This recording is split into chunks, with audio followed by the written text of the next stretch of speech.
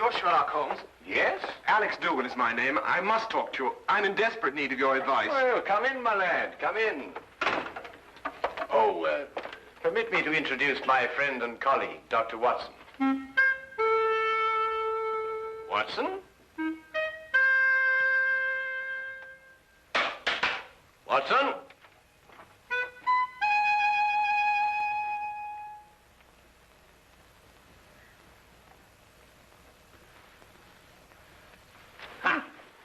Just as I suspected. Well, Oh, my goodness me, a patient. Oh, I do beg your pardon leaving you standing there like that. Most remiss of me. There, if you'll sit down, I'll be with you in a moment. My dear doctor, Mr. Dougal is not your patient. He's come to see me.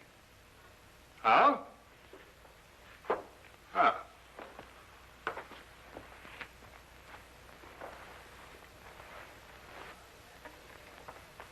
About a matter which I imagine has something to do with the injury you've sustained, eh? About a matter which might prove even more disastrous to a certain young lady if she's allowed to marry this man without somebody telling her. But on the other hand, how can I tell her when... You're jumping about rather a lot, Mr. Dougal. Mentally, of course. Yes, forgive me. I'd better begin by telling you that I'm known to most people by a name other than Alex Dougal. Yes?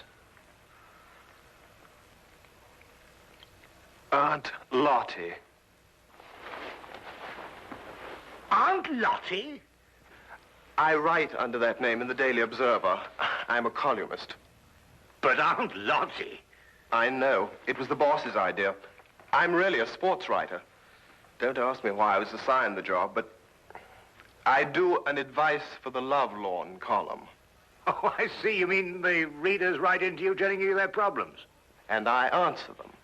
The boss thought they'd be more apt to listen to a nice, sweet old Aunt Lottie than a Alex Dougal. Well, of course, he may have a point there, Mr. Dougal. They listen to me, all right. Act on every word I say. And that's what started all the trouble. You'll have to go back with me 2 weeks. I'd received a letter from a young lady who identified herself only with the initials S.D. She said that her father had just died and she had nobody to advise her but me. It seems that her fiancé was a man of violent temper and had on one occasion almost throttled another man for even looking at her. She wanted to know if it'd be wise to marry him. I answered her, and a day later in the editorial room, I came to know what I'd touched off.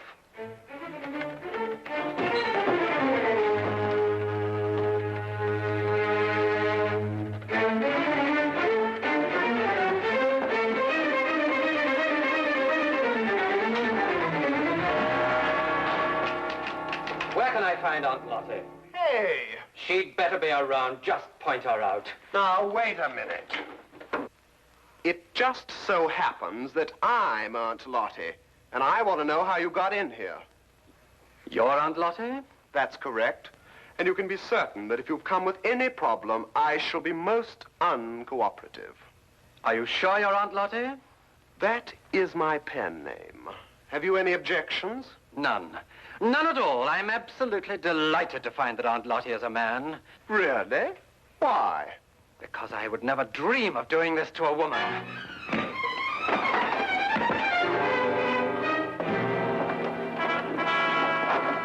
What's the meaning of this? You received a letter the other day from a young lady asking whether it was wise to marry her fiancé, a man of violent temper. That's right. You replied in your column yesterday that it would be most unwise. It is. But what's it got to do with you? I know. Don't tell me. You're the fiancé. Aunt Lottie, you have a lot of mending to do. Mending? In your column tomorrow, I want you to take back every word. It's impossible. My publishers would never allow it. Right, then you'll go and see her personally. Her name is Susan Deering. Her address is 116 Chatham Hills Road, Bathampton. When you get back, I shall expect to hear that she has refixed the wedding date. Now, wait a minute. You can't intimidate me. I gave her my honest advice, and I intend to stick to it. What did you say? I intend to...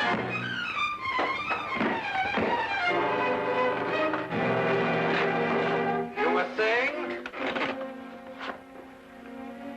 I just wanted to know what the address was again.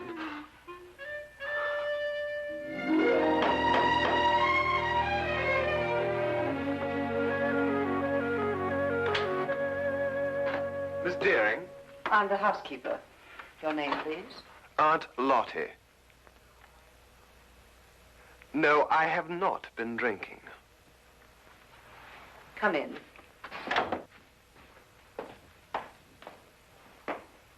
Wait here, please. I'll call her.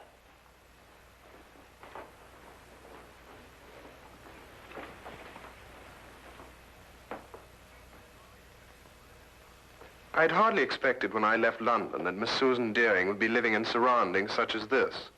Most of my readers were shop girls. Girls from a modest background, anyway. But Susan Deering was an heiress. I realized this when I recognized the subject in the painting above the fireplace. He was Oliver Deering, the chemical manufacturer who 6 months ago had suffered a heart attack while pursuing his favorite sport, bicycling. He was undoubtedly her father.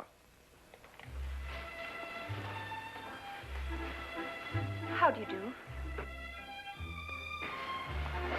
How do you do? Are you really Aunt Lottie? I'm afraid so. My editor felt it would inspire more confidence than a name like Alex Dougal, which is my own. But I don't agree with your editor at all. Oh, really? I never fail to read your columns. They're always so full of wisdom and understanding.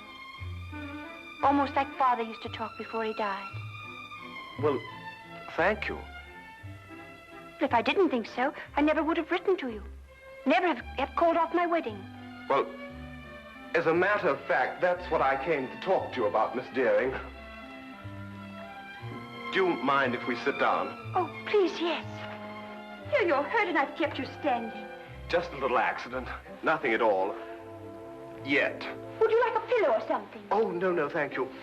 What bothers me more than any little ache is the advice that I gave you in my column. The advice you gave me, but every word of it was so true.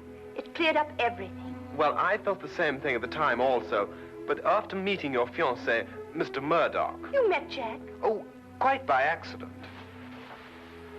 He struck you. I know he forced you to come here and see me. Oh, no, not at all. Then how were you hurt?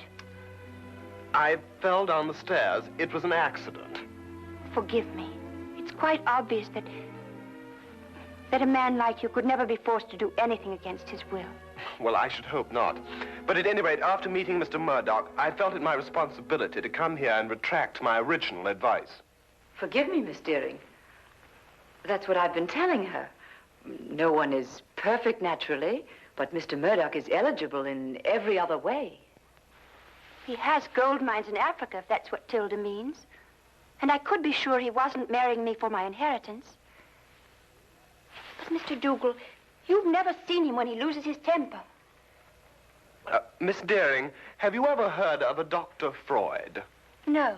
A young Viennese. He's invented a new science called psychoanalysis. He says that a temper is a perfectly healthy, normal outlet for emotions. It's quite normal. Mr. Dougal, you know so much. That's my job. I'll write to Jack immediately and tell him it's all right again. Good. And if you have a picture of the two of you, I'll see that it's published in the society page under soon to be betrothed. Mr. Dougal, what's the matter? Something happened to my back when I fell. I wonder, would you mind putting one hand on my shoulder and one in the small of my back and pull? Thank you. Mr. Dougal, you must do something about your back. When you get home tonight, have your wife rub it with liniment. I'm afraid that's not entirely possible, but I'll have the man at the club do it anyway.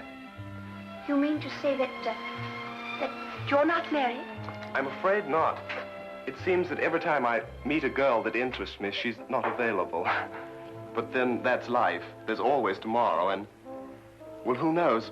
I might be as lucky as you and Mr. Murdoch. Now, what about that picture? I'll get it for you.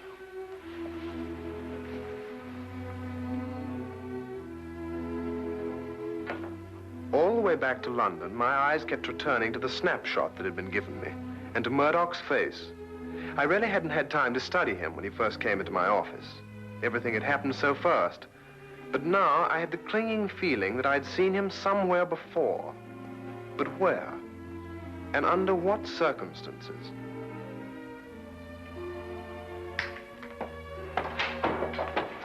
Hello, Dougal. I trust you were successful. Extremely. And I'm going back with even more confidence to make her change her mind next time. You're not Jack Murdoch, and you don't have any gold mines in Africa. You're Freddie Brill, the racetrack fixer. Now, whatever gave you that idea? I used to be a sports writer, for your information, and I remember you very well. You got flung in jail for nearly killing a jockey that double-crossed you. And if you don't think I can prove it, just come down to the library and I'll show you a back issue with your picture in it. That won't be necessary. I didn't think it would be. So it's her inheritance you're after, is it? That's it. And I don't think you'll be telling her. What are you going to do? First, I'm going to make you best man at my wedding. What? After today, I can't trust you out of my sight. As best man, you have reason for being at my side every minute. But this is insane. Secondly, I make you this promise. If Susan should learn of my true identity before we're married, I won't make inquiries as to who told her. I'll assume it was you. And if it's the last thing I do, I'll kill you.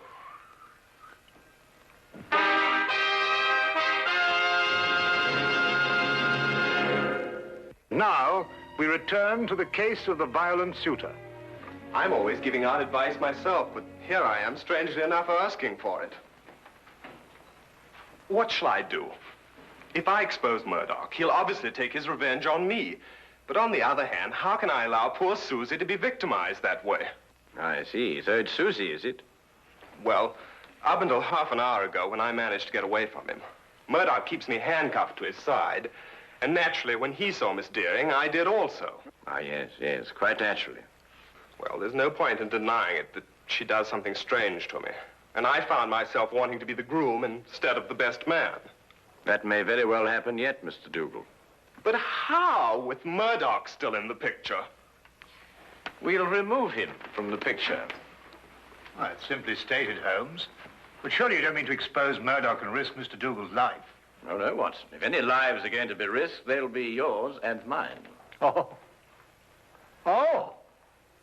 My plans aren't crystallized yet, Mr. Dougal, but my advice to you is to go back to Mr. Murdoch and continue to be his best man. You'll hear from me very soon. I'll do anything you say, Mr. Holmes. Thank you, Mr. Holmes. Not at all. Oh, wait.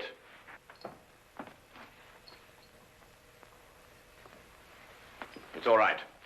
I just wanted to make certain that Murdoch wasn't waiting for you outside. Oh, thank you, Mr. Holmes. Good day. Good day. Good day.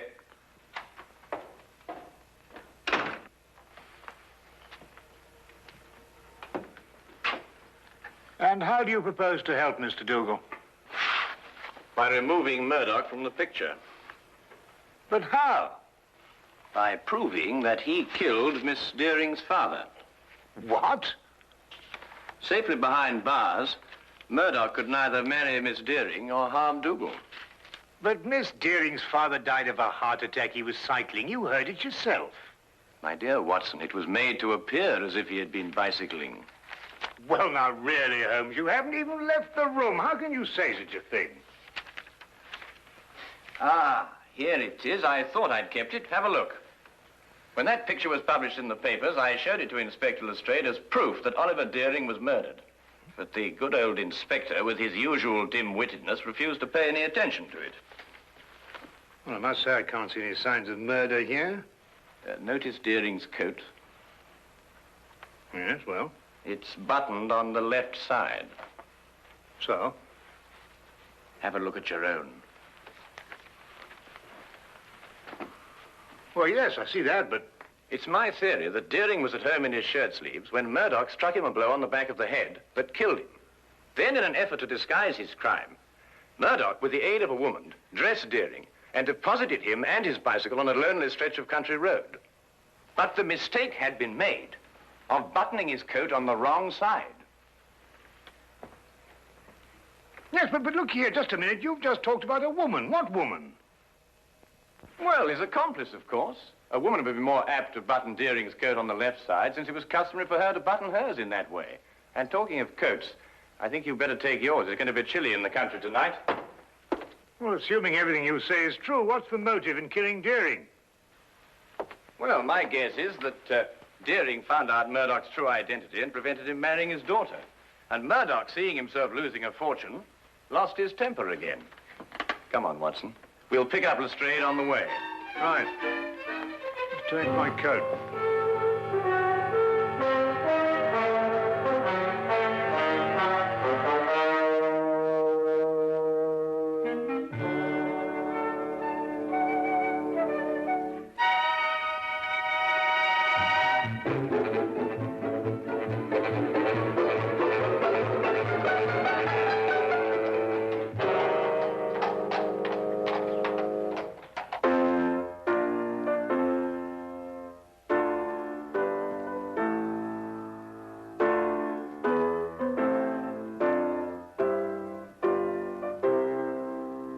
Now, what's the matter? I got a twist in my back. Are you still complaining about that? Don't you talk to him like that. I'll talk to him any way I choose. Not around me, Jack Murdoch, you won't. Tea is served. Nothing like a nice cup of tea to relax everyone. If you don't keep your temper, you'll ruin everything. It's all right, Tilda. I'll pour.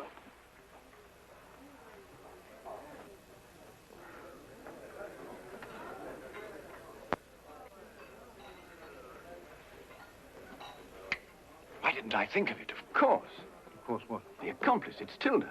The housekeeper? Yes, it would have to be someone normally attached to the house to have been present at the murder. Tilda fits the part perfectly. She would also have to know Murdoch. And from the manner in which she's just been talking to him, that's obvious, too. Your theory sounds as wild now as it did when you first told it to me. Lestrade, give me your gun, will you? What for? Well, I'm just going to put my theory to the test. Wait a minute. Oh, don't worry, I shan't hurt anyone.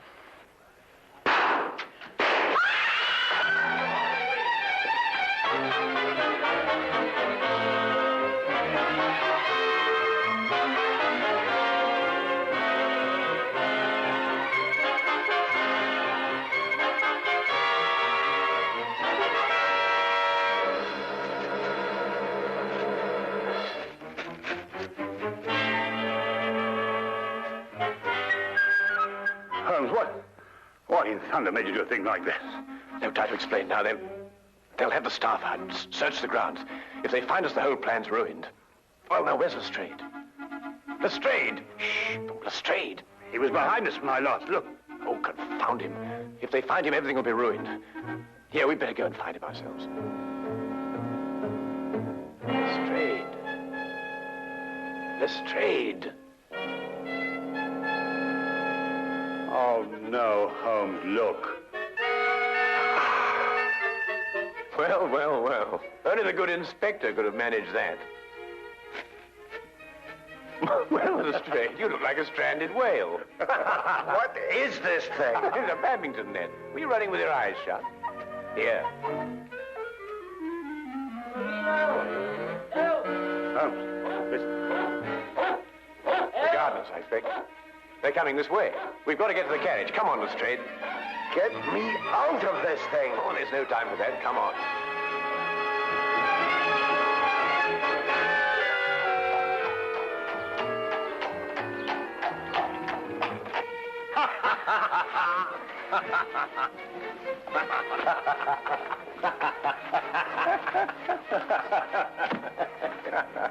I see no item in the entire evening, Mr. Sherlock Holmes, that would prompt laughter.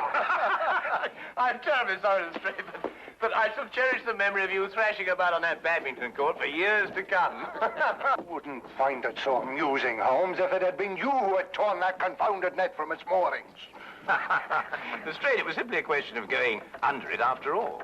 And I haven't forgotten that it was your insane behavior tonight that made it necessary for us to be running at all.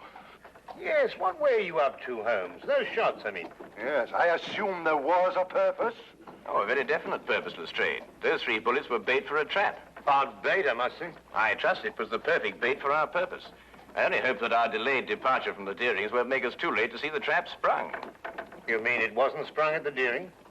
There were too many people there, Watson. You see, if my theory is correct, then Jack Murdoch's flat should be the place. And I wonder if we can entice this driver to go just a little bit faster. Cabby! Cabby, go as quick as you can.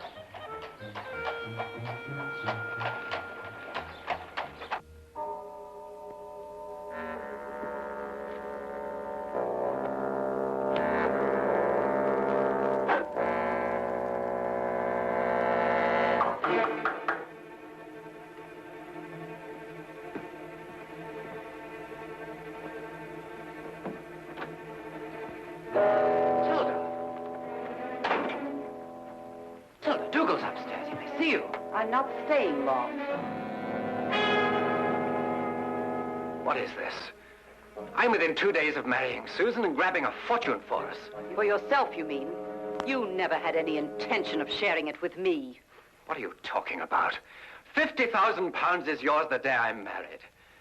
Didn't I promise it to you? Yes, but your circumstances were different then. I saw you kill Mr. Deering, and you got panicky that I would run to the police. But time's gone by, and now you've found a surer and cheaper way to keep me quiet. What do you mean?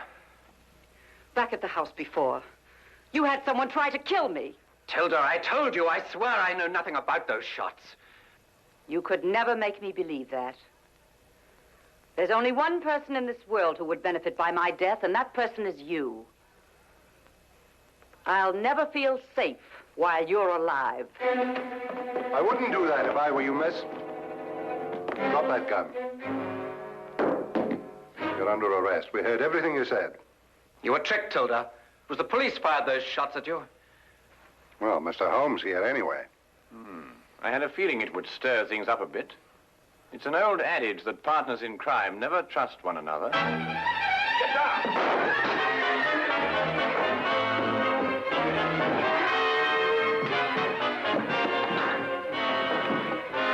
Well, I'll be... I've been practicing my ride ever since I met him. Ah, well done, my boy. Well done.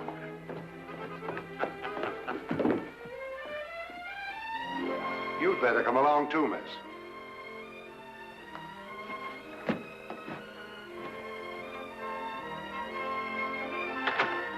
I believe I've outgrown the Aunt Lottie label now.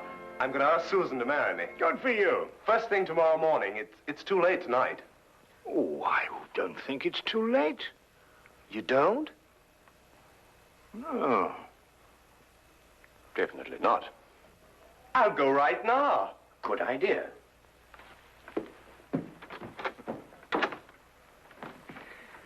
Well, Holmes, you've solved the mystery and brought two young lovers together.